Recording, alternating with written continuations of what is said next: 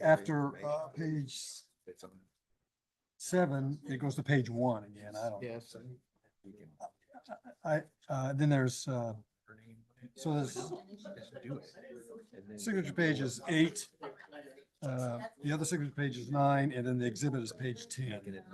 And I don't know why it's got 1 and 3. It's just, that was just there. That's my feeling. Because right now, when he gets back, he's gonna have a stack of stuff. Going to call to order the meeting of the Huntingburg City Council. Let's stand for the pledge of allegiance, please.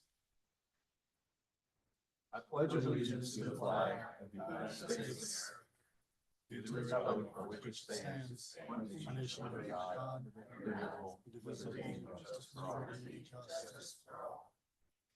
Right. Dear Father God, thank you for these members of the council that give their time and support of this community. We ask now, as we go in this meeting today, that the decisions that they make for you may be the right decisions, but follow the law, rule of law, and also be for the benefit of the citizens of the city of Huntingburg. For these things we ask in your son's name.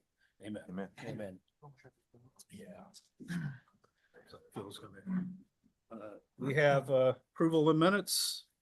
I move to approve the minutes. I'll second. Got a first, second, all those in favor? Aye. Any opposed? Okay, motion carries. Approval of claims. Make a motion to approve the claims. I'll second it. Got a first, second, all those in favor? Aye. Any opposed? All right, motion carries. We should have, now we'll open the hearing on the public hearing on the water rates. Yes, this was the time and place. Notice was given for a public hearing on the proposed rate increase for water utility. It was published in the Herald on April 21, 2026, including all the proposed rates. It's also mailed to every ratepayer who resides outside the city limits. And this is the time and place where it's open for public comment. On the rates, on the water rates, that is. Buzz coming on. He's on here, but not up there. Well, Can you hear us here, Brandon? Can you hear us? Yes, I can hear you. There you go. You doing something? no, Happy to answer any questions.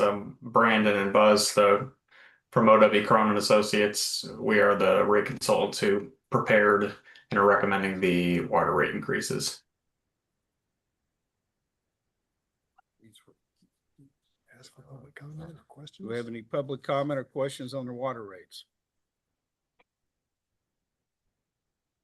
We have Superintendent here today, Jerry Austin, if you have any questions of him. No comments, I guess we can call, Close the hearing. we'll close the hearing at this time. Gonna ask now the council, Make a motion to close the hearing. I'll second that. all those in favor? Aye. Aye. Motion carries.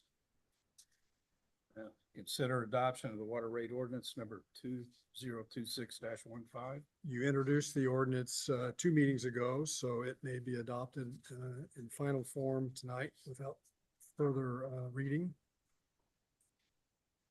I'll make a motion to adopt. I'll second. Got a first, second, all those in favor? Aye. Any opposed? All right, motion Kissel. carries. Aye. Bounds. Aye. McFerrin. Bolte. Aye. Ware. Aye. 4 ayes, 1 absent. All right, next ordinance under, Scott, I'm sorry. You know, Tom, did you say, when will the bills be rendered for this? Is it July 1 bills? It would go into, if it's June, effective June consumption? today, it was 1st of June. Wish I'd have- The June usage, July bill. Okay, so bills rendered after July 1. Let's see what they used to be. What would the two? That's it for Brandon. All right, Brandon, I guess we're done. All right, Thank you for your time and Yep. checking in with us. of course. Thank you Good for your job, work on the Brandon. project. Good job, Buzz. Thank you. Good to see everybody. Thank you. When they speak, they don't show on the screen. Yeah. Thank you, Buzz. I love your shirt, but Oh, thank you. we've patriotic approved your shirt on. ordinance, so we're good. Got his birthday on there. Brandon just tipped off. He didn't hear that. People think that's your birthday on there, right? Okay. My birthday, well, close, but Close. I'm starting to feel that old. Yeah. So, Well, I know thank you all. you weren't on, Buzz, but we did approve the ordinance. Okay, yeah, no, I was on. Oh, okay, all I right. just, thanks you guys. Thank you. See you.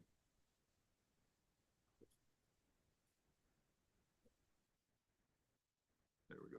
All right, next we have, consideration of, we don't have a number on this one. No, so, it has been introduced yet. uh, Consideration or, to introduce a fire ordinance, firearms safety class ordinance to provide for a fee for the, police department that are administering the firearm safety classes. There's a fee in the sum of $30 for participants, in the Huntingburg Police Department Citizens Firearm Safety Class. Funds so collected from the citizens class shall be deposited in local law enforcement continuing education fund to be expended pursuant to Indiana Code 52-82. Mayor, have there been any classes scheduled yet? Do we have any dates or? Not till the ordinance, but he'll be doing, I know they're doing that this summer, so. It will fill up, and they're hoping that they can have several.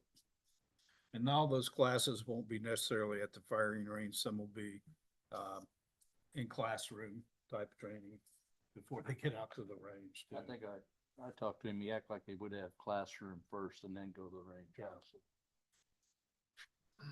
2026-17.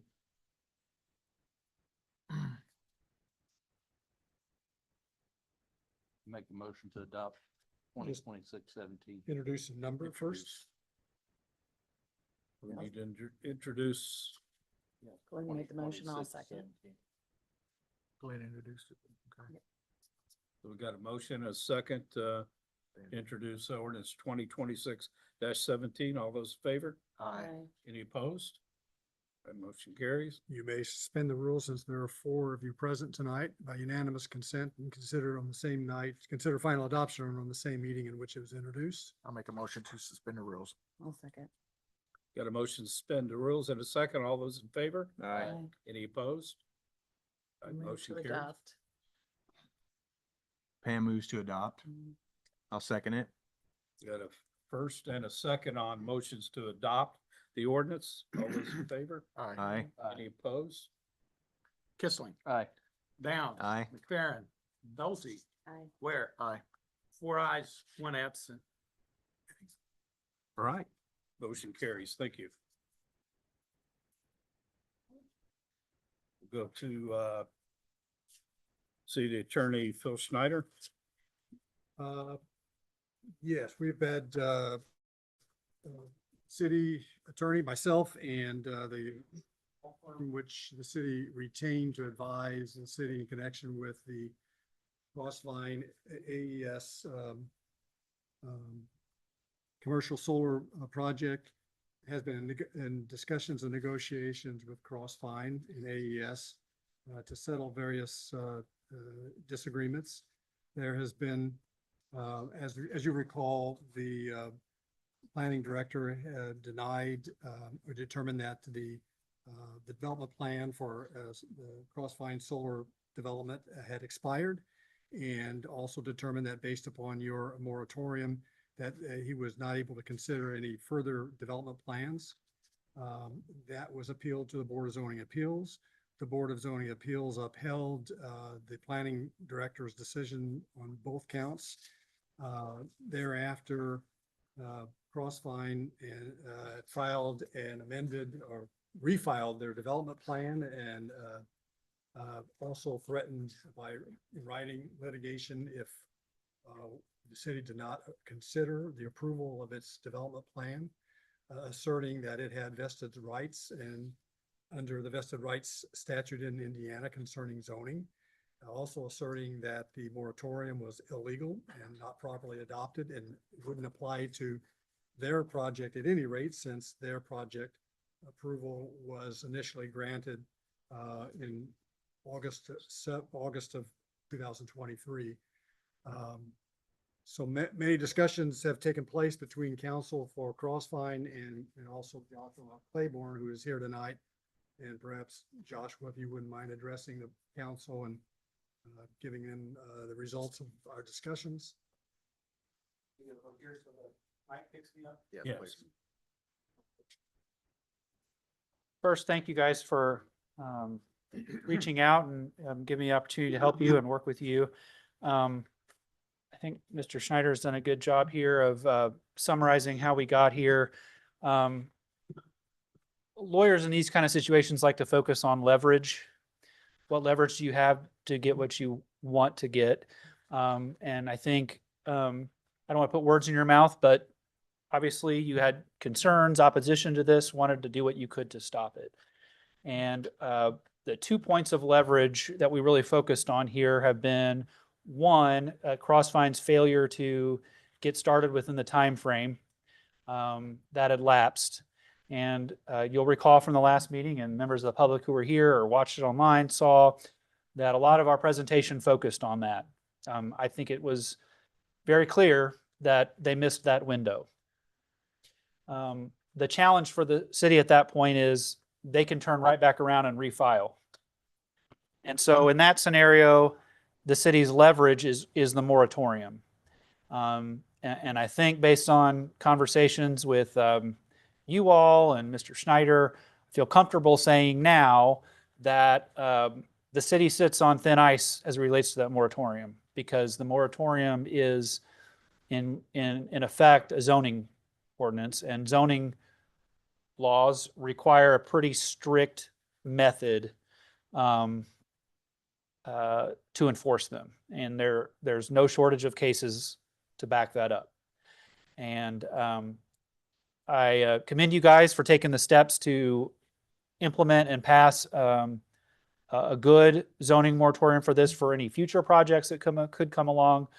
But this application came in before then. And so our strongest leverage point, which was them missing that deadline, that had a short fuse, because once they reapply, that leverage goes away.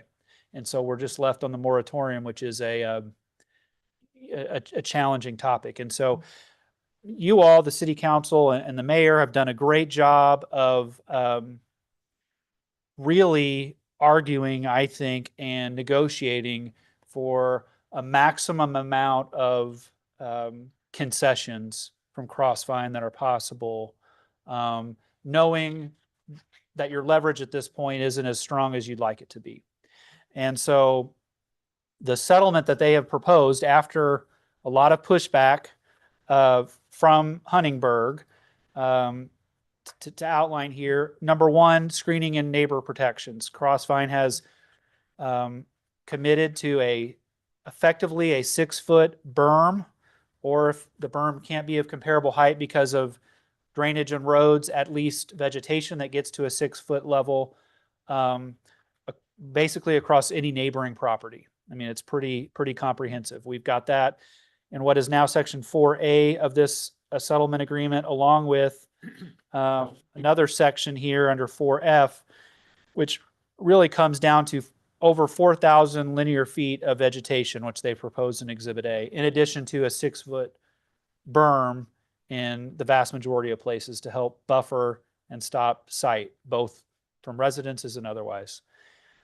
The other big concession that we've been able to get from Crossvine is increased setbacks. First, a minimum of 100 feet from any adjacent property line, but on top of that, 250 feet to the extent it's neighboring a residence. And I think that's significant, especially when you take it in conjunction with the berm. Another big concession is incident monitoring equipment. We'll see that in Section 4E, where we're going to have a lot of monitors to the extent there is a fire, there is some sort of battery issue, or any type of issue whatsoever that will set off those monitors. It's going to allow the public safety folks to respond a lot more quickly. The BESS storage system has been a real focal point that I've heard from you all. And Crossvine has submitted a new application, and in that, those best systems, from our calculations, are at a minimum currently of 9,000 feet from the nearest school. And I think in some situations, it's actually over, correct me if I'm wrong, but over 10,000. And at no point can Crossvine locate any best battery systems any closer than that to an existing school. And school is pretty broadly defined, by the way, but certainly the ones that we all have in mind, they cannot be any closer than that. So it's a minimum of 9,000 feet, and in some cases more. And finally, there's been some substantial support for emergency services in the form of equipment, trucks, and training, which is going to be important for what they've done. So that is the settlement proposal from Crossvine. Currently, obviously, it has where they started, first of all, which was very little concessions. My sense is that you guys have done an admirable job, given, again, go back to the leverage that you have, to get quite a bit of concessions from Crossvine that weren't already there. So happy to answer any questions. Obviously, it's up to you guys as to, what you want to do in terms of this settlement. But I'll tell you, I'll commend you. I've been in these situations a lot, and when you don't have a strong ordinance, it's tough, right? And so these are substantial concessions. But I don't know if you have any specific questions about it. No? Okay. Yeah, I might point out that you all have had this for about a week now, this proposal. Yeah. And this was all something that, we didn't take any of this lightly. We've had hours and hours of conversations, and we know how important it is to all of you. And we really tried to do our best to make the best of a not great situation as to this is the position that we're in right now. And these are the things that we were trying to do to best help. So. It's up to the presiding officer if you want to allow comment. It's council. Want to ask questions? Yes. I don't see a reason why I couldn't. Yeah. Yeah, come. You want to come to the podium? State your name and. I'm going to do this for knowledge because I'm a little confused here. So, Dave Duncan, I was under the impression that their 250-foot standoff was already a part of the project. If you look at the drawings and the maps and overlays, it was already 250 feet to residences. So was the portion in Huntingburg different than the rest of the project, or am I mistaken? Our standards are 50 feet. Your so standards are, okay, so your standards were We different. want to make sure that they adhere to So the you're- 250. Basically going to the rest of the standards for the rest of the project. Okay. All right. That's what I wanted to know. Thank you. So we did that.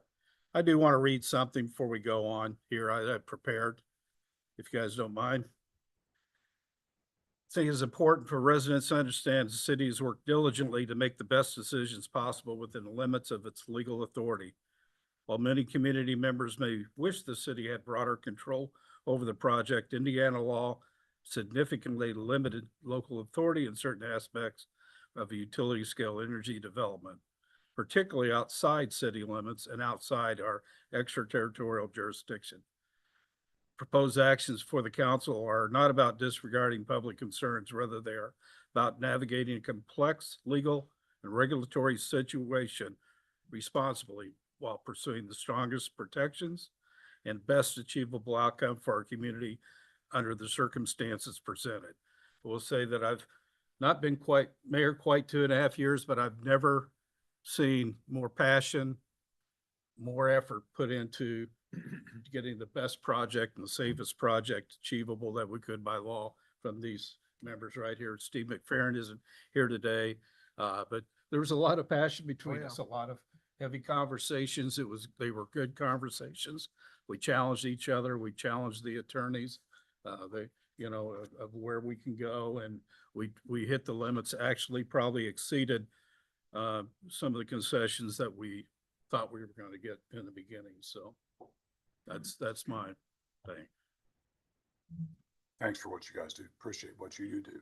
The question I have is on this border, 250 foot again. Are you talking about 250 feet from the property line? Are you talking about from the residence itself? It's 250 feet from the edge of the solar panels to the exterior wall of a currently existing adjacent non-participating. That's what we had before. That's what we had before. Yeah. I That's think- what we had before. I think 50 our foot. current, it expands what our current ordinance provides. I think our current ordinance is 100 feet from the. When the wall. original contract that I've got from you guys, or from whoever put that out, it's 250 feet from the wall of the house. That's what we had then. So we're not gaining nothing there. It could be, but it's more than what, 250 is more than. No, what the our- 100's different. It was 50 foot, like you said, Yeah. and it was 250 from the wall of the house. So all we've really changed is 50 foot. It could be. I Appreciate what you guys do, seriously.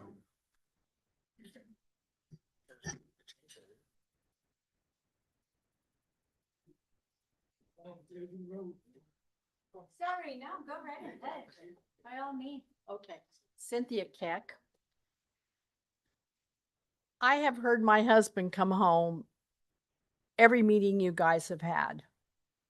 And you know, I see people here that are my neighbors, because this is right out my door.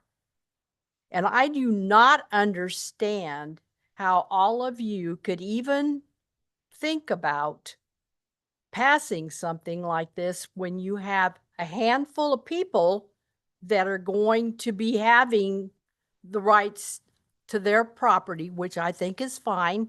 But we have all these people here that, and they're not everyone that's here. You're going to take Holland and Jasper, or Holland and Huntingburg. People are all going to be impacted by this. And my concern is this is not something that is up and safe for everybody. The runoff from these solar panels themselves are going to go into our water system. And they're going to be affecting each and every one of us, not only today, but in our future. I just wish to goodness that you guys would consider about how this impact is going to be for tomorrow as well as of today. And I heard him say something about, well, the batteries are 900 feet or 1,000 feet. Let me tell you, I have a brother that lives in Escondido, California. They had the fire of one of these batteries. They ended up having to evacuate 10 miles circular around that area. Plus, they had to evacuate all the people in the 10-mile area. This is not something that you all, I appreciate the work that you've done, but I'm saying it's not something that is a fly-by-night thing. And it's something that they have not even invested enough to figure out how we're all going to impact from this. It's not just today, it's going to be our future. And it's affected each and every one of these people here as well as ours as far as the resale goes on our house. We already told it. We've been told $100,000 that we're going to have to eat because of these panels. I don't know about you, but $100,000 to people that are retired is a heck of a lot of money. And I've lived here for 25 years, and this is our retirement. You guys are responsible for Huntingburg, and I know you're not responsible for Holland, but you know what? They're part of our community. Thank you. I might point out, though, that even with the best ordinance, the only thing we can do is control and regulate what's within our extraterritorial jurisdiction, and the battery energy storage systems are not within our territories. There's no way that we would have any authority to regulate those. I think we have accomplished something by getting them to commit that they will not be located closer than 9,000 feet to the property line of any school. But they're not in our jurisdiction. There's nothing we could do, even if we had a. You have the same stricter authority we ordinance. have to control that, because we have none. I mean, that's That's a what it great, comes I know down you to. guys been going to the council, the county council. I mean, that's where this should have been taken care of, you know. we can do what we can, but the county has to step up and do what they can. And exactly. Exactly. Those in the commissioner, sorry. You know, if Mr. Blesser in Holtzing or Holstetter, I understand, you know, but that's just, our hands are tied, like I said. I mean, we do so much. Hi, Corinne Whitehead. I live straight across from where the panels will be going in. And I wanted to tell you, I did send you a thank you letter. I'm not sure if it made it to you or not, but I sent you a thank you letter through email after you passed that last ordinance to kind of just put the brakes on and put them on hold for a little bit for us. And I do appreciate that. And I do appreciate your work. And I understand and I get that you are limited by the fact that you are the city of Huntingburg, and the city of Huntingburg's jurisdiction runs out at a certain point. And I get that. And I appreciate what you've done thus far to put the brakes on. And that does mean a lot. And I think everybody here has the same. And I don't think you guys feel any different. I think you guys feel like we do. I think you feel like what is being done is not right. It's not good. It's not good for our community. It's not good for Huntingburg. And it's not good for Holland. It's just not good. And, but you've done what you can to the best of your ability. And I think we have to appreciate that. And we have to it is not your fault that the county commissioners have screwed us all over. And I'm just calling it like it is. And that's what's happened. That is what has happened to where we're at. That is what has happened with this Crossvine situation. The county commissioners just said yes to whatever. And, you know, they don't care because it's not out their back door, or in my case, out my front door, literally out my front door. So, but I just wanted to say thank you for doing what you possibly can within your rights and your own. And I get that. So thank you. Thank you.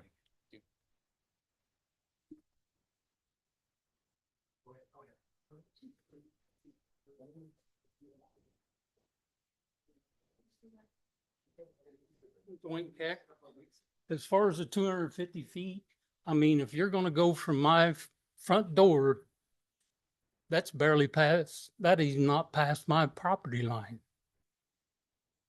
So what are we gonna do? Because I measured it. The last meeting that they had over here at the event center, the guy got on the computer and said, oh, well, it's going to be 400 feet from your house north and 500 feet to the east or west of my house. Well, I measured that, and that's barely 50 feet past my property line. So this so-called them saying, well, we're going to go 250 feet. No. If they want to go 250 feet, they can go from my property line. And there is going to be a brim or a berm, whatever you call it, around my farm, because where I live, I'm at the bottom of a hill. I live up on a higher ground, but the farm ground is higher. If we get a 2 to 3 inch rain within an hour, all that water and my whole pasture is flooded. And I've seen water across the road at my house. So I don't want that water across my ground off of these panels. The other thing is, I want a fence put up around my property so that I don't have to look at them. I mean, a 10, 12-foot tall fence. I want netting around it, because in Jasper at the salvage yard, they have to have a fence to hide the trash and stuff behind their business. To me, give it 3 to 5 years, that's what this is going to be. a solar junkyard because there's going to be new technology. Once these people get their money from the government to put them in, they're gone. There's been too many horror stories where once it's been put in, farmers have turned over. The one farmer up in Wisconsin or Iowa, wherever, turned over 700 acres. And they promised him $1,400 an acre. Well, a year later, this company goes bankrupt. And another company buys it. Oh, well, we can't pay you that. We can only pay you $750. I hope Zach Smith falls in that same case. And the other farmers, because it's all about greed. So they don't have to worry about, is it going to rain? Is it not going to rain? Is my crops going to be good? Free money. And the other thing is, yes, Zach and Dave Smith have rights to their ground. But what about my property? Where are my rights to have these things stuck right in my front door? To have to look at them, and they're going to be turned facing my house of a morning. And they'll sit there and tell you, oh, we don't have no heat come off of them. I know better. I've talked to people that work in solar plants, solar fields. Yes, they put off heat. So it's going to affect things around my house. I mean, that's my big argument. I don't care. I mean, solar panels, if they think they're so awesome and great, put them someplace where it's not going to affect other people. There's plenty of opportunity. Why don't they have them behind Zach Smith's house? If he loves it and wants that free money, put them behind his house, not in the field in front of my house, to where I have to be. And like my wife said, yes, I've asked different people, I said, would you buy my house after solar panels come in? Well, no. So this was something I looked forward to when I got to the point that I wasn't able to take care of my property to where we could resell and have money to take care of ourselves. $100,000 down the drain, just so somebody else can get set and have free money coming in. Where do I have any rights? Is Crossline one up, pay me $100,000, just like they're willing to buy Huntingburg, Jasper, or all them new fire trucks? They want to put $150,000 in my checking account because I've lost property value. Is my taxes going to go down because my property goes? No. And them guys are going to use it as a commercial, so they don't have to pay the tax. So it's a win-win for everybody else but me. That's, like I said, if they want to put them in, there will be a brim put around my property. And I want a stipulation of a fence with netting, because I drive over the road, and up in Pennsylvania, they have them along the interstate, and there is a fence that has a black netting around it to where people don't have to look at them when they drive past. And that's what I want, all around my property. I don't want to have to look at them. Thank you.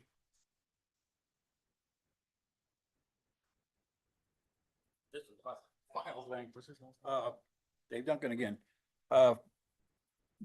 The go-to firefighting method for BSS fires is stand by and watch them burn, and try to cool off the containers that are not on fire.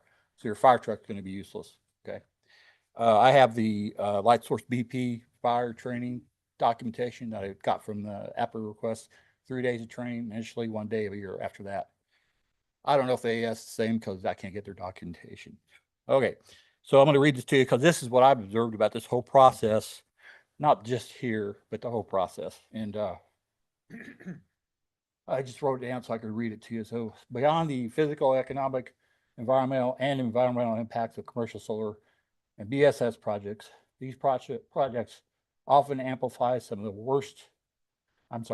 most damaging human traits within a community, particularly greed, resentment, mistrust, and social division.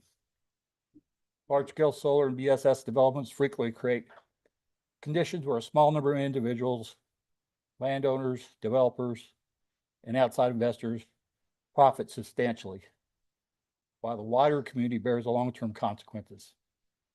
This dynamic fosters a perception and often a reality that private gain is being prioritized over collective well-being and the safety of the community. These projects can also fracture communities socially, pitting neighbor against neighbor. Those who receive lease payments, or other financial incentives may benefit directly, while surrounding residents experience reduced property values, safety risk, and diminished quality of life with no corresponding compensation. This uneven distribution of benefit and burden breeds the resentment and hostility, eroding the social cohesion that small communities depend on. Additionally, the rapid approval of these projects has contributed to a growing distrust of elected officials. I'm not speaking of this group. I'm speaking of the county commissioners and local governments.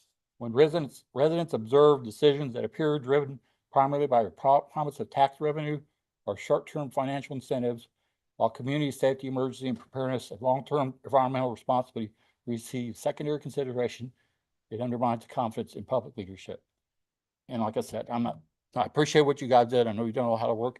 You're put in a really bad position by the commissioners. Thank you. Thank you, Dave.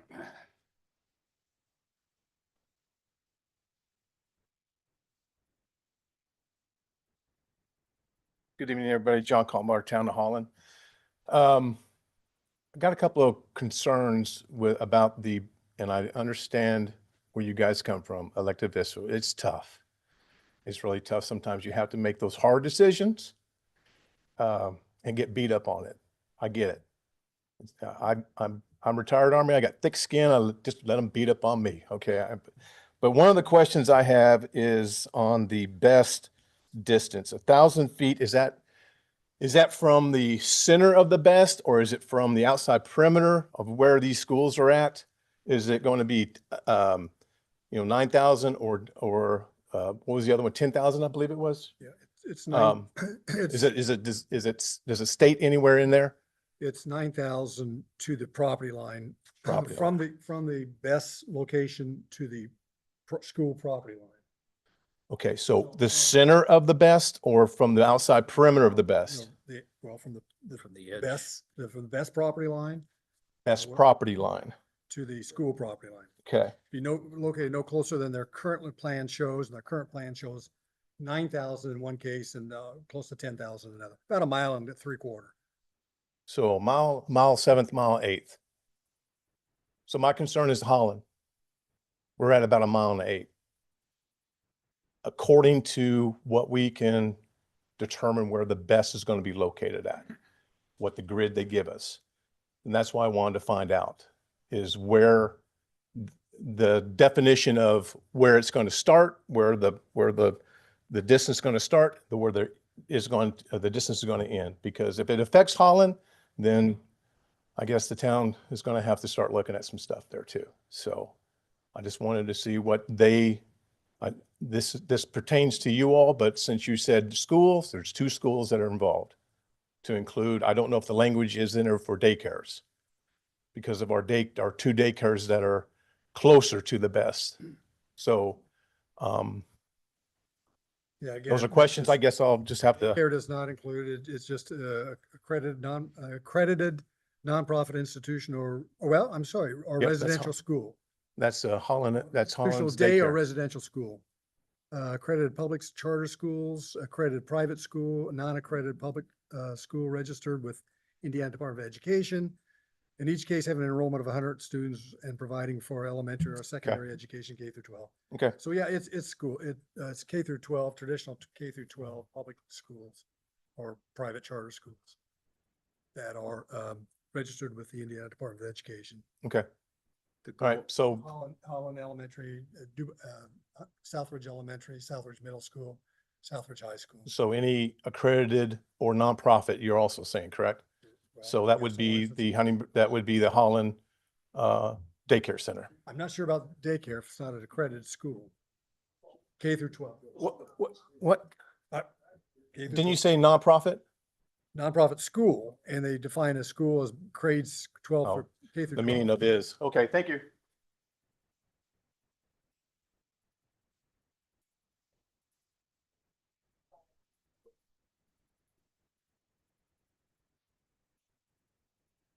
Hello, Sheila Winholt. Just a couple of, I have a question. We talk about the berm and they're gonna put greenery. I've seen pictures of where they plant thousands of evergreens to block it.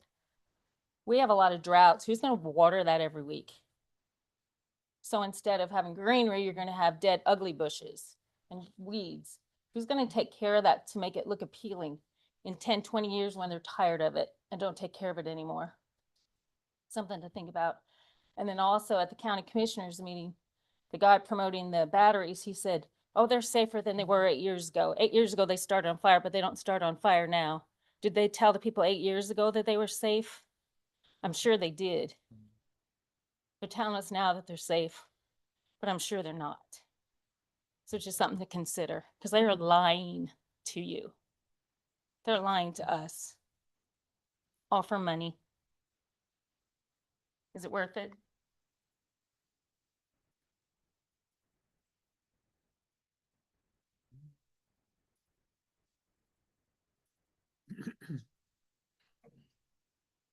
Randy brought up. I've been at this since 21, when they came to me and wanted to lease my ground. Luckily, I went to a lawyer that told me, if you lease your ground, you're probably gonna piss your neighbors off. So that was the best advice he gave me. It didn't make financial, what they were telling me didn't make financial sense to me. If I didn't want my land, I should sell it. I'd be a lot better. Be a lot better off in the end. But I do have a question. Did you get permission to go through the wetlands on Shark Creek to run your cable? DNR did not give her an IM. No, I'm talking about DNR. I'm talking about Huntingburg. No, no, You didn't give them permission? no. Okay. Is your moratorium still in? I don't know if it's moratorium, but you don't let them do any solar through the wetland. Is that correct? That's correct. There's no panel construction can be through the wetlands. That's right. How about a cable? That I don't know. I don't know if that. Cables. Well, that's very DNR important to me. DNR so. didn't allow.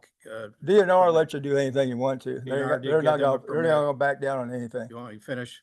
DNR did give them permit to go under, as well as provide one trench that they had to fill back in afterwards. Okay, That so area. DNR gave permission to go through the Huntingburg portion? And yeah, and House enacted 1001 last year prohibits us from requiring anything more stringent than DNR or IDEM requires. So we can't trump DNR and IDEM. So the Huntingburg portion will go underneath Shark Creek on the Huntingburg jurisdiction. Yeah, that's new laws that have been put in place. So, Okay, are you sure about that? yeah, oh yeah. Yeah, Okay, yeah. We've got the IDEM and DNR reports. So, well, I've got about 3 of them laying on my desk yeah, about this project. Yeah. But you're sure it's not going to Huntingburg portion? yeah. Okay, Yeah, no panels. They can run cables under certain conditions, but no panels. they could run cable through your wetlands. Yeah. Okay, One they have to go under, one they have to trench, so.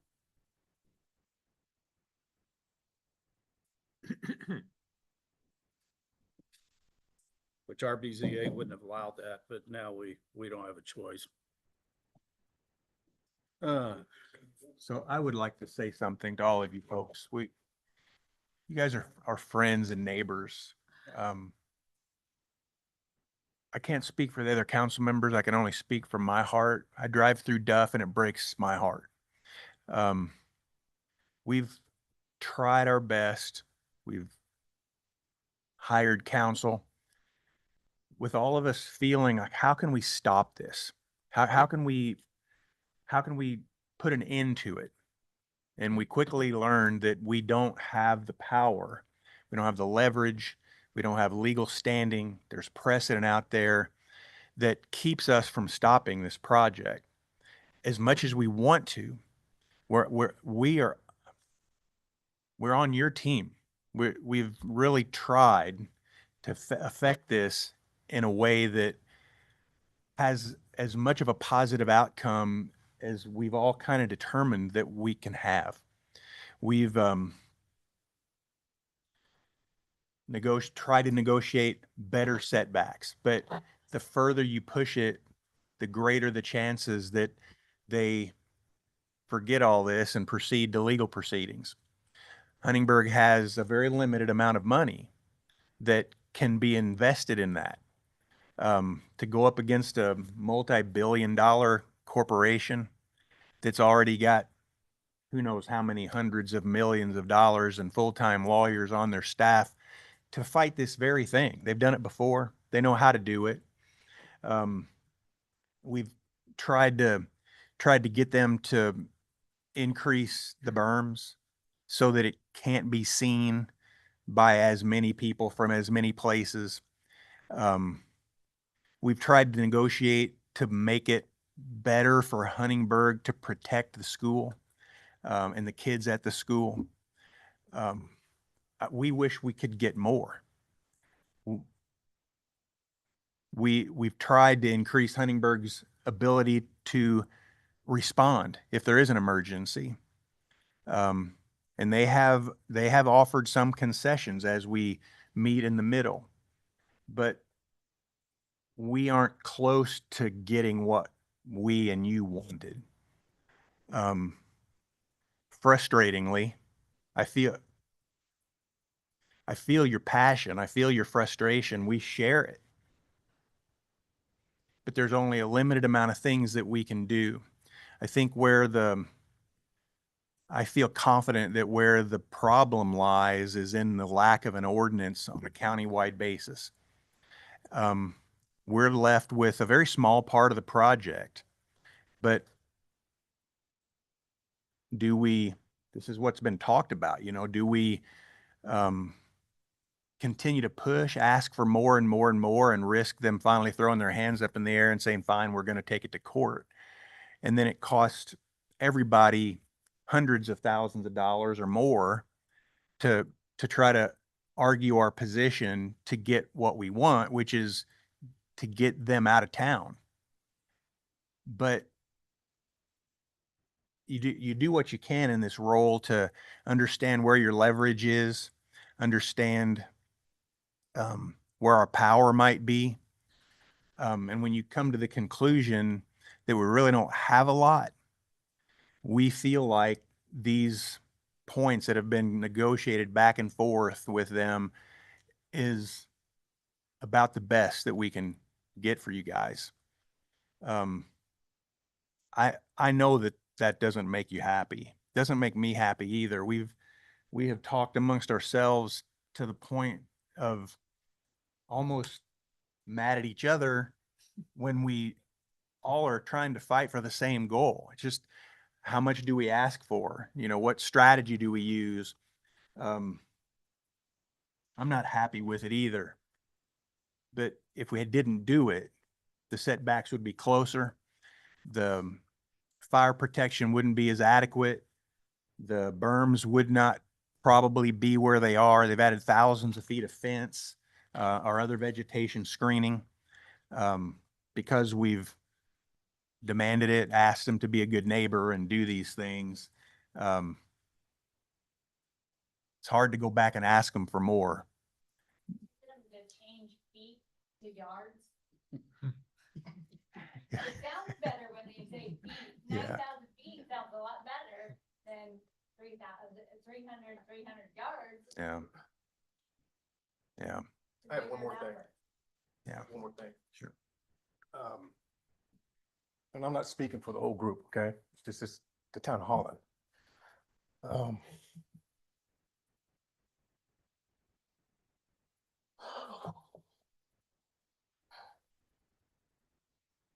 We care about our kids. And this is what we're fighting for, our kids. We don't care about them solar panels. Some people do, but the residents of Holland care about the best and where the heck they placed it.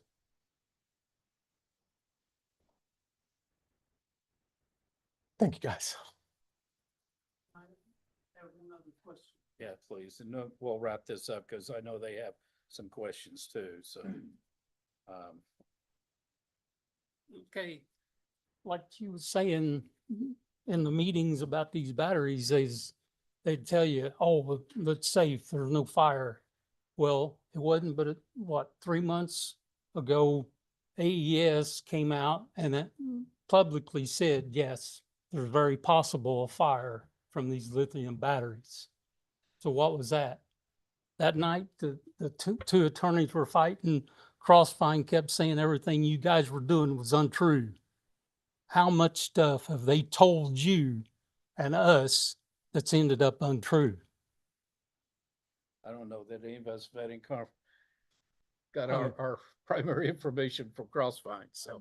Yeah, I'll but just tell I you mean, that. the not- information that we've went know to better these than that. meetings with them. And the other thing I want to know, if there is a fire starts at the battery, how long is it going to take for somebody to get there? And how in the world are we in that 2.5 mile radius that they say that the fumes will no longer go, even though we have 20 to 30 mile an hour winds?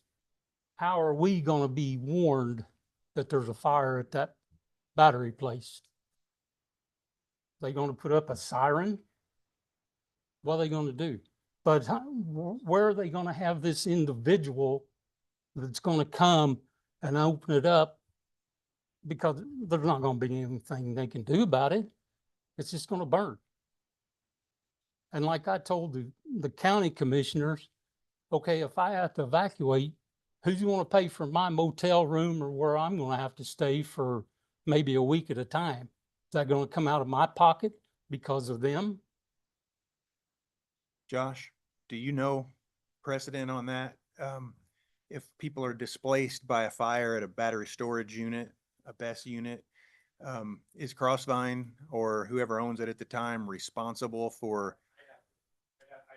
I'm reticent to give a legal opinion on that, but I mean, I feel good that there'd be some sort of claim, but Yeah, but would you get anything out of them? It'd be just like this, fighting them in court for it. When talk, But there has never been anything said that if there happens to be a fire at this battery location, that any of the residents is going to know about it until the smoke's already in the air. So how are we going to evacuate in time to get away from it? That's a concern. I mean, I think that's a valid concern, really, and I think it's something to raise with the county commissioners too. I know that, Huntingburg, I don't want to speak for the council, but I think that was a big, impetus for trying to get more monitoring equipment installed. I don't know what other solution is I mean- available to the town or the city beyond that, but. I mean, they said in their report that they'd have all these monitors. Well, that's fine and dandy. But where's he sitting? Where are they at watching these monitors? They're not gonna be right outside the fence where the battery's sitting. I can guarantee you they'll probably Not be in. Qualified to answer that question, however, the EMA, that is part of their areas. When do we evacuate? How do we let people know? What are the procedures? I don't write those procedures. Obviously, I think all of us elected official, actually a couple people here are on that EMA or LEPC board. Are you on there? From Holland? Yeah. No, Go I ahead. am not. I'm trying to get on there, but so far Okay. the government shutdown kind of put a hurt on it. Okay. So, I mean, there is somebody from the commissioners from every elected body, here, as But- well as every fire department, every police department, I'm just, everything, so. that's a concern I think a lot of us have. And about that's a these procedure batteries, that's it- not been addressed, but will be. But if there is a fire, I'm not, there's not gonna be, how are we gonna know? And where are you gonna go? as we got to this point, over the last month or so with this lengthy discussion that we've been having here, removing the BES from the project was a non-starting point. There was no way to get that removed from the project. It's not within the city's jurisdiction. Right, I understand that. While that fear of a fire is probably the primary motivator for me, and how that would impact our community.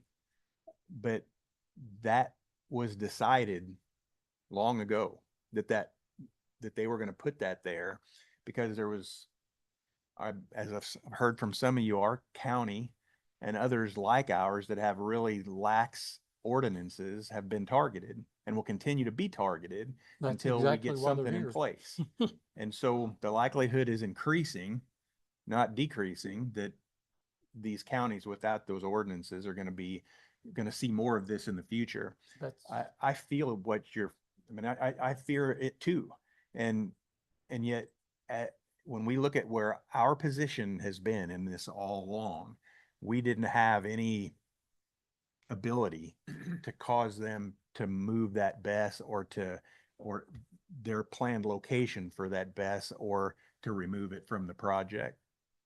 because the county commissioner made a comment in one of his meetings that they put these lithium batteries within 300 feet of people's houses. Well, why don't we put them by his house? He feels that they're safe. I agree. I mean, he stood and told us that, they're only gonna be at 90% of, they're not gonna be maxed out. Well, you know better than that. I've worked in a factory for 18 years and I've sat in meetings and I know when smoke's blowing up the backside. Real quick question. You know what gases are gonna be on? I know hydrogen fluoride's one of them, so. Yeah. Because they're BSS, they're Ristex, Yeah. don't. Yeah. At the. It's monitors that we don't presently have, so we will have them. That's. And then my last thing is on the floodplain, south of my house where Short Creek is, that is considered all floodplain, correct? How far up? I mean, you and I. Looking at your house, I know it, floodplain comes real close to your house around, I don't And know. then. I'm not also- sure the location you're referring to, so I don't. Well, that's what I'm saying is where this field's at, that runs next to a ditch that feeds into Short Creek, which should, I'm thinking falls in the floodplain. Plus also, my understanding when I spoke with you when you was looking at the map, that ditch that runs north and south between my property and the property where Paul lives, Yeah, right here. that was also supposed to be proposed as a floodplain. So they're not, even if you guys allow them to put them in this field, there's gonna be they should be limited on where they can put them. Yeah, floodplain's So why kind of would- crescent shaped, it's. So why would they even want this field? Yeah, I mean, I'm sure like I said, Smith's got other ground someplace else, even some of that's outside of our jurisdictional Yeah. territory. but this, Yeah, all those down there are outside of our area. but I was just, since you was mentioning floodplain areas and stuff like that, but if you guys hadn't or won't let them have the permit, there was only like a 400-foot section of this whole field that they could put panels in. So why are they fighting so hard for this one field? Thank you. And I Thank you. do appreciate everything you guys have done. It's just frustrating to know that a good neighbor you thought you had. Hi, Holly Bartle Gogol. Couple questions for you guys as you're considering this. I heard a little bit of the last concession, there might have been some fire trucks or some financial incentive gained by the city. Does any of that include any bonding of the roads? We've seen trucks going up and down the city roads. I don't think they were included in the county's agreement with them. So I guess that's my first one. Are the city's streets being protected anyway? And then noise. If this is gonna go in, they will be driving piling, and that is not a quiet operation. That will affect the city of Huntingburg, especially on a day when, there's not crops and things like that. This could be going on for 2 years. Are those noise ordinances that the city has or the county has, are they going to be upheld during the construction? This is the school, are the kids gonna hear H piles being driven during the school day? Our impact fees we don't have impact fees or bonds for that. It would only cover that area that's within the boundaries of the city. Is that correct? Is that something that's gonna be Because the policed county by the city? maintains those roads. Sure. We don't. Yeah. And we'll have to, again, there's some things with legislation that makes it, we want to do an impact fee. It's, the study's about $150,000 to $200,000 now, because of what's required by our state legislature that's taking place July 1st. So impact fees are something we don't have presently. And they have to be within a certain number of feet, I don't know what it is, of the construction site. So like anything that's, a mile away or 2 miles away can't be included in your impact fee. It was written with developers in mind when the state legislature passed it this past session. It didn't make me happy. I don't think it made too many people happy, but it was all done.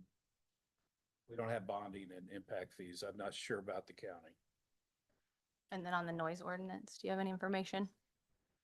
In fact, we don't have a noise ordinance in the city. One was proposed several years ago and it never took wings, never went off. So noise ordinances are somewhat difficult to enforce. You have to have equipment to monitor noise levels. But this council is elected not to pursue that, at least as of 2 years ago. This is the last time one was suggested. Then final question I have, are you guys going to publicly come out against the battery energy storage system and solar project as it stands today? I know a lot of folks here and a lot of folks that are unable to make it today are against this project for the safety aspects of it for our community. I know that's why I keep coming back. So yeah, wondering if there would be a public statement put out by the city of Huntingburg or by you, Mr. Elkins. I have one that's going out. It's not going to be against the system. Whatever they do, that'll be council's individual decisions. It has to be each individual elected official that's doing that. I think I've made myself very clear that I'm not in favor of them. I'm not how strong that's going to carry. Doesn't go very far in their minds, because I've said in numerous public meetings that I'm not a fan of morally of solar farms, because they make the rich richer and the poor poorer, and we've heard that here more than once today. When I asked where the carbon credits were going to be sold to, they said it's going to be Walmart and Amazon. So because they utilize those, so it's not going to do us, it's not going to lower our rates. It's not going to have anything to do with us to helping us with our electric rates. I'm not for them, never have been. Or even our tax revenues. I mean, the Sure. city is not going to be impacted. And I think the important thing We is have no tax revenue. we are not, this isn't like a permitting issue or a permitting meeting that we're deciding if we're going to let them come or if we're not. We're basically at the position that our choice is, do we accept this settlement or do we go to litigation? And as a city, we are the stewards of the city's money, and to go into litigation, I as much as we personally want to fight this, we just can't afford it, and so I think that we have tried our very best to do what we can, and I get it. Like, we tried to do the best that we could in a bad situation. I have kids in the school. I mean, you guys are all our friends, so it's like, we really did try to do the best that we could. And I think that moving forward, we put things in place to try to make sure that situations like this don't happen again. And we're trying to work with Chief Heim to make sure that if, God forbid something would happen, that we are the best prepared for it with the, because those were all of the concerns that you had brought to us were all concerns that we brought in the meeting. You know, we tried to get them moved to Petersburg. We tried a ton of stuff, and this is what they came back with. So we can either say that we'll take this, or we'll move on with litigation. And I think that's at the point that we're at. So we really did try to do our best to, yeah, to come out of it. And we are, as the city, we are such a small portion of it. You know, like and we are bonded. I've heard people say things about, like, what do you do at the end when it's over? We have bonds in place. The city has bonds in place so that every 5 years they reevaluate to make sure that the land can be restored to what it is, that these solar panels aren't just left here after the project is over. So I don't know. No, council, I appreciate your due diligence and looking into this and having these conversations with us today. A lot of people aren't. And that's where I think a lot of folks feel like this project in its entirety has been slid underneath the rug. We were all told it was going to be a solar panel project. And that reflects on a lot of documentation. There's one word in 40 pages about a battery. Again, any conversation that is had with the people that will live next to this the rest of their lives, God forbid there's an accident and we'll have to deal with that. I think folks just want transparency and to know what's coming and what is, not coming, and sharing what you guys have done is very helpful. So council, thank you for that. We just ask that you stand up with us, right? And like you said, Pam, I hear you. We've known each other for a very long time, and everyone just wants to hear that we're not alone in this, that between Holland and Huntingburg isn't forgotten, because there are a lot of people that have worked really hard for this community for a long time. Yeah. And poor Holland too. Who's looking out for them too. So thank you. So, council, I don't know if you have any comments you want to make before you. I think it was a question we asked before. I mean, was the battery storage in our permit that we gave, or that was just the solar panels in our? Just When it was brought to us, the permits that were brought to us was just the panels only. That's correct. And then the battery storage was given to the county. So, see what I'm saying? I mean, if we would have stopped the panels coming in all together, you think that would have stopped the other part of it? I don't know. I know, but you think the batteries should still come? I mean, that's the problem, but like I said, it's out of our jurisdiction over there. We live out in the country. We don't hear sirens in Huntingburg, and we don't hear sirens hum. How are we gonna know in the middle of the night if there's a fire and we need to evacuate? That's a question for the emergency management 911, agency yeah, on the county end. that's a good question. We'll make sure that's asked. Yeah, We've yeah. already brought that up to them. You negotiate that, but they have to put. Well, the county should have an emergency response on where the people's gonna go. I mean, Huntingburg Fire Department respond to fire oh, absolutely. Yes. It's in our township. It's in our county. We have a township, right? we have a fire protection agreement with Patoka Let's- Township, and also we have mutual aid agreement with Patoka and Cass Township. So we would respond. I think Glenn can verify that. Absolutely. I'm not sure that the batteries is in either Patoka or Cass Township. I'm not sure exactly what the location of it is. Yeah, It's right on the border, so It's right on the line. it's right on the Our line, property so line to that- the township line. It's It's right. probably a mutual aid between Cass. Hamburg and Holland. Yeah, could be. They will both respond. They're gonna get invited either direction. But we have no negotiation for a project. Apparently we might have to have. I have one comment about their safety.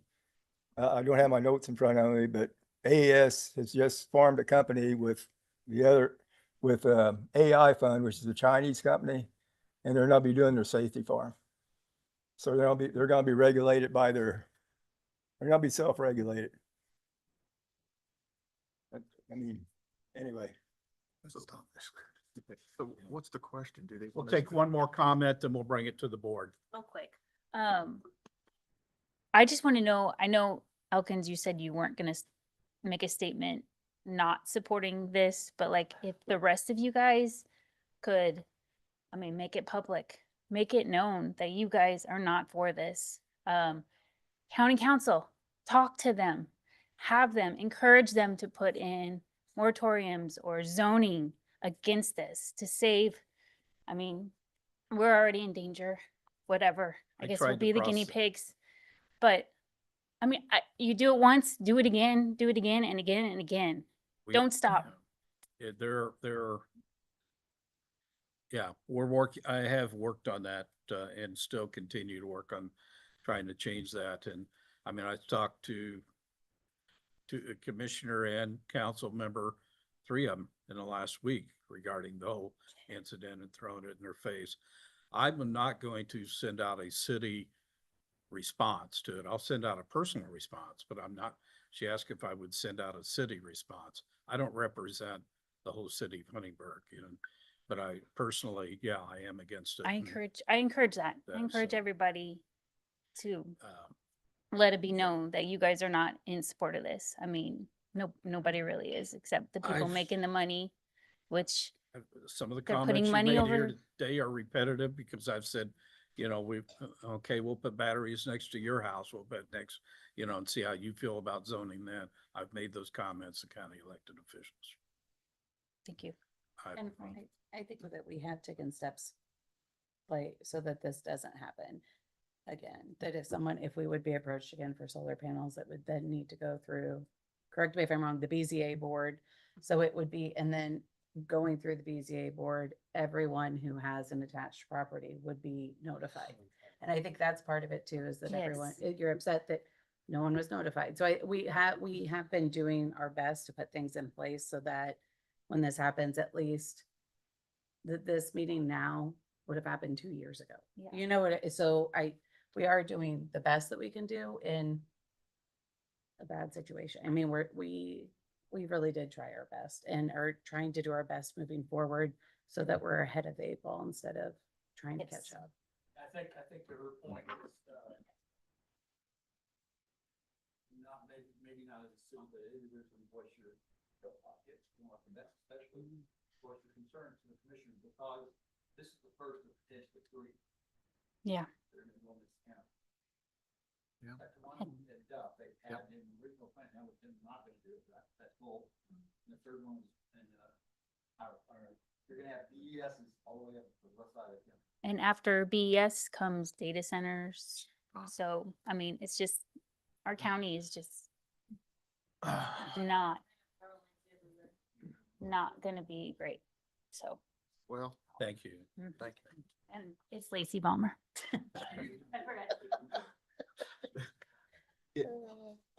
All right, guys, you wanna, The question is, if we push us off the litigation, what do we got to lose? Everything? Everything. We're gonna lose everything. lose everything you've got to this point, and it's 1,001 chance of winning. We can't fight it. We have. Josh, did you hear the question? Did you hear Jim's question? If we shove this off and go to litigation with this, what's the chances of us winning and losing what we have, what we negotiated? No good lawyer would publicly talk about the deficiencies of their client, right? And up until tonight, I haven't been good about doing that. I understand, And but we have presented a very strong, confident position, and I think that's led to Crossvine making concessions they otherwise wouldn't make. I understand. But you've asked me to be honest, and I have behind closed doors, and my honest answer is that moratorium was not, it's on very thin ice. I understand. And so I've heard some comments, I just don't think one way to frame it is, why would you accept this settlement? Why not fight it and win? And I don't know that that's really the choice that you have, because I think, by fighting it, litigation is great for lawyers, and I'm happy to have you pay me to fight this. My family would be happy with that too. So it's not really about, the issue is not about the money as much as it is your chances of success. You could throw $1 million at this, but when you have a moratorium that doesn't sit on strong foundation, that's a problem, right? And so, I think you guys have, given the leverage that you have, from where I sit, you've got a lot of concessions. Certainly more would be great. Yeah. And I know all of you have shared all of those concerns about this as well. One of the challenges there is, as many of these concerns are, it's outside of the city limits. And so many of these problems really need to be addressed with the county commissioners, and I would encourage, I know a lot of these citizens are focused on that, and I would encourage them to turn that dial up.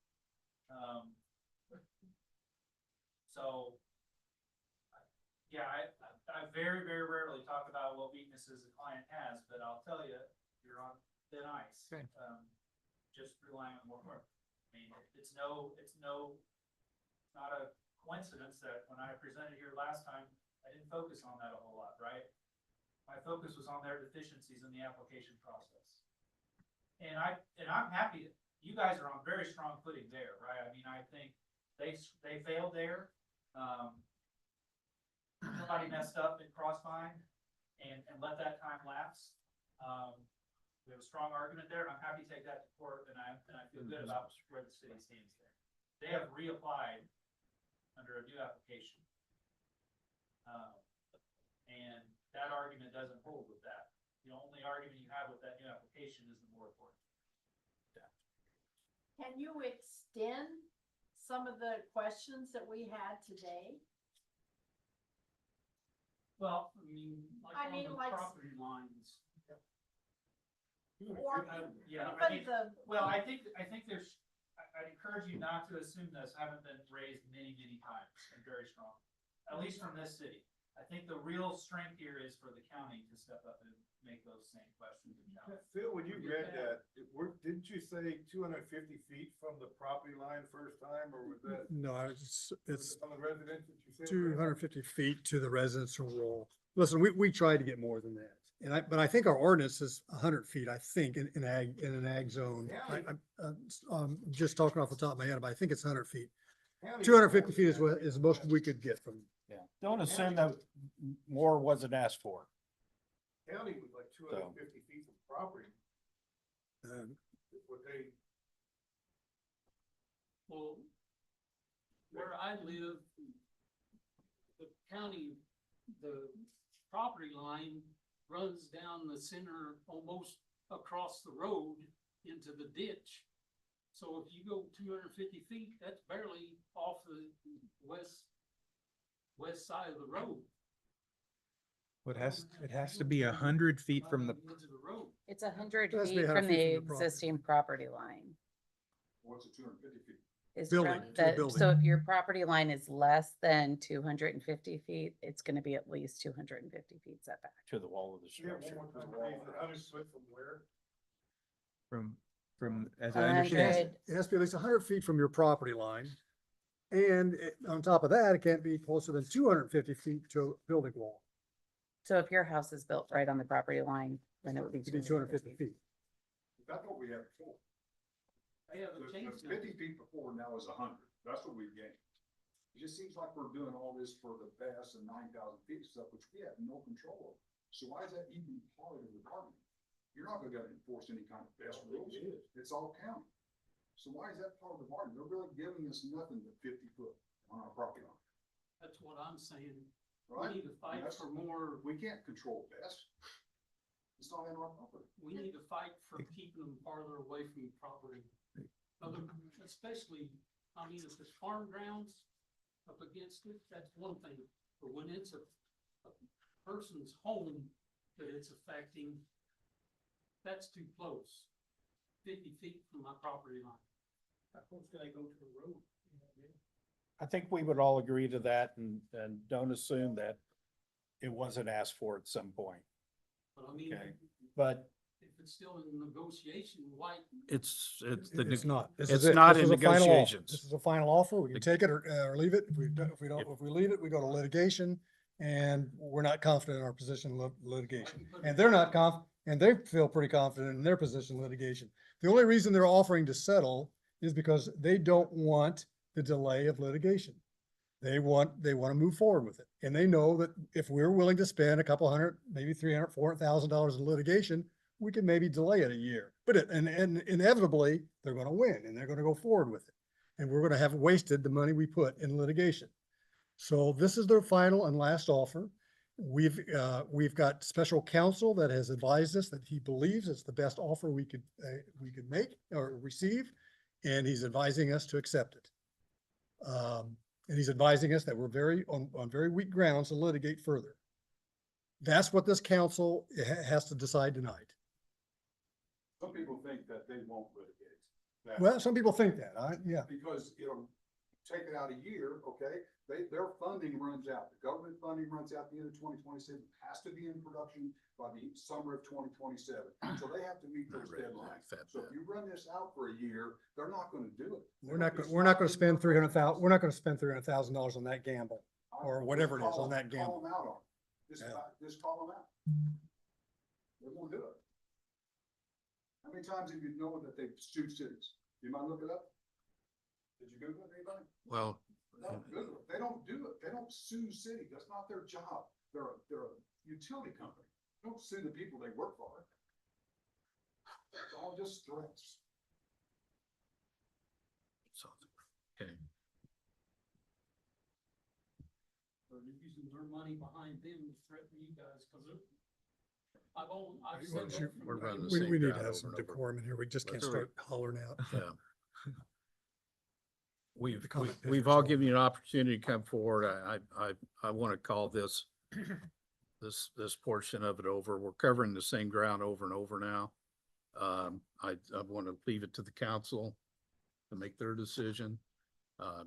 Negotiations have been fierce over the last few weeks, and we think we stand in the best chance that we can, according to our counsel. And he's been very involved in this and very experienced in these type of things, and has seen these go to litigation, so.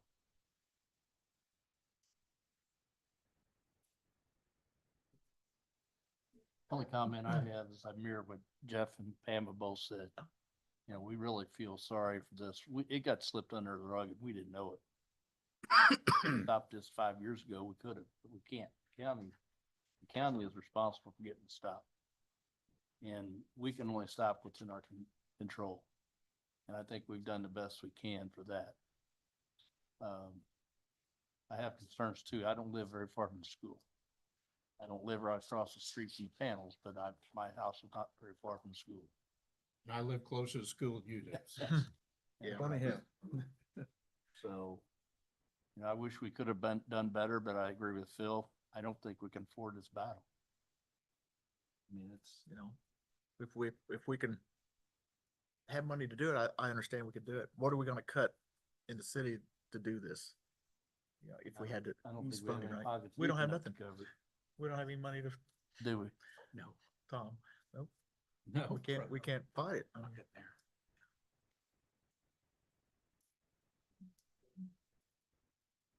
Basically just threaten, them threatening with the lawsuit, they getting by with just adding 50 feet to a property line. I think it was brought up about the roadway. That's actually a county road, so I would think the county would have to go after it, right? Yeah, the So- county sets bonds on county roads. We don't maintain the roads. We don't have any jurisdiction over the roads. They happen to be in our zoning district, but we don't maintain them or set bonds on roads, county roads.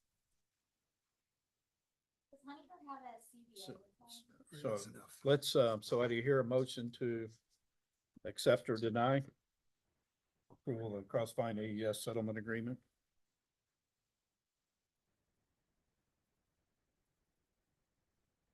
Never hesitated more to make a motion Yeah, than I have this one. absolutely.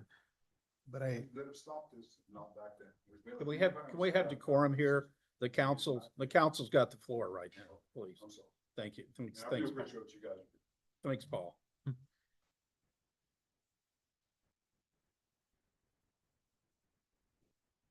Jeff.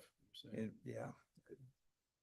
After lengthy discussions, hearing from most of you personally, or many of you, let's say personally, legal counsel, fellow council members, I feel like approving this is the right thing to do for our city right now. In the position that we're in. So I'm going to make a motion that we approve this settlement agreement. I'll second. We have first and second. All those in favor? Aye. Aye. Any opposed?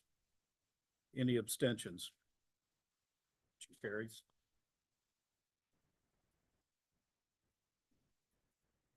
The next item on the agenda under my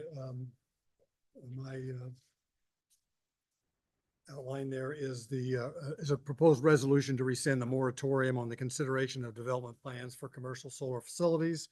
As you've heard, that moratorium is likely illegal and it serves no effect anymore anyway, since we have amended our UDO to provide that commercial solar facilities are now special use exceptions and would require public hearing and approval by the BZA. So there's no use in keeping the moratorium in place and risking the possibility of further lawsuits from other developers.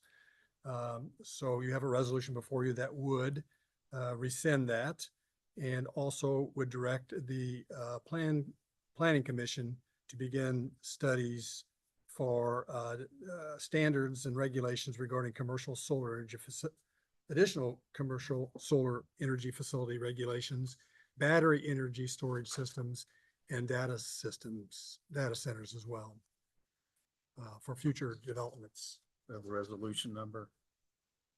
This will be resolution 2026-18.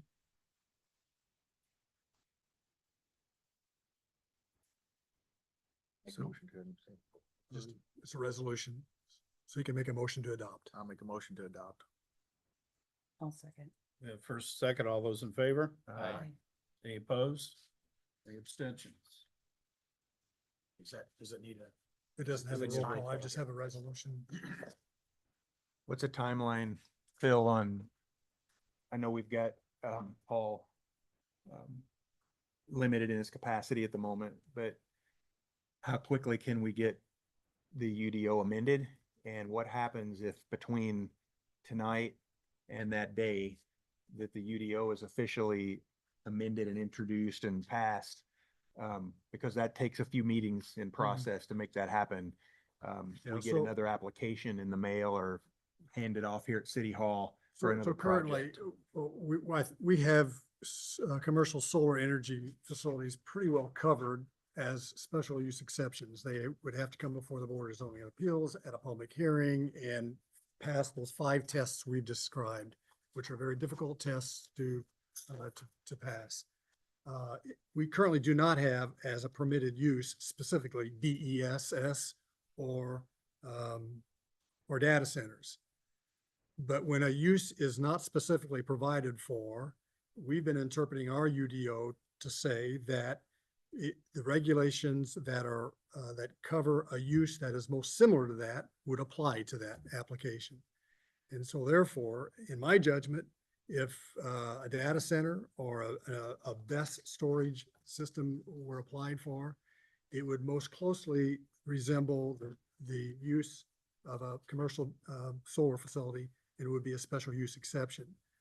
But rather than rely on that interpretation alone, this resolution that you just adopted would encourage the Planning Commission to begin further study to see how to address those. To amend the UDO, as you know, an amendment has to be either initiated by the council or by the Plan Commission. The Plan Commission then has to have a public hearing on it after notice. And then it has to make a recommendation to the council. And then the council has to adopt an ordinance that would implement that amendment to the UDO. That process in a short cycle could take maybe 60 days. But it could take much longer, depending upon the amount of study that needs to be done, maybe the amount of consultation that needs to be acquired in order to adopt regulations. If what you want to do is just make them all special use exceptions, it could be done fairly rapidly. And then you're relying on your Board of Zoning Appeals making an adverse finding on one or more of those 5 requirements, factors.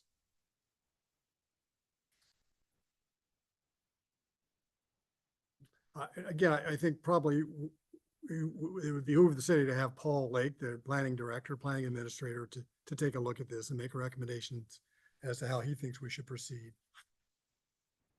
He will be back Monday, so. Can we put that on his highest of priorities? Yeah, actually it is, so. Okay. Rewind 1 second, Phil, and tell me again.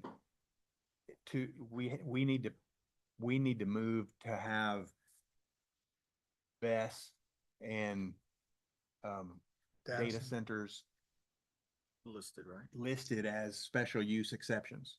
That would probably be the safest way to go. The quickest and safest thing to do would to call those as call those out specifically as special use exceptions. Right now, we would just be relying on saying, well, those are most similar to commercial solar, so we're going to treat them like commercial solar and apply those same regulations, which requires a special use exception. Is that something that could be ready by the next meeting? No, it couldn't for an ordinance. No, it would take a plan commission hearing, public notice, plan commission hearing, and a recommendation by the plan commission. That would come back to the council. When can we get one set up? Yeah. Again, let's let Paul get back and look at his schedule and get his input into it. Okay.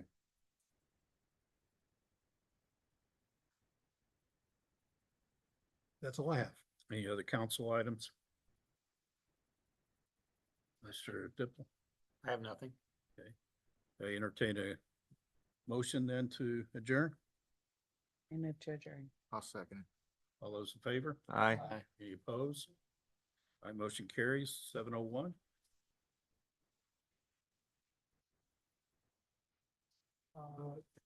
Yes. Council thinks that we could have. They did. Yep, John, appreciate your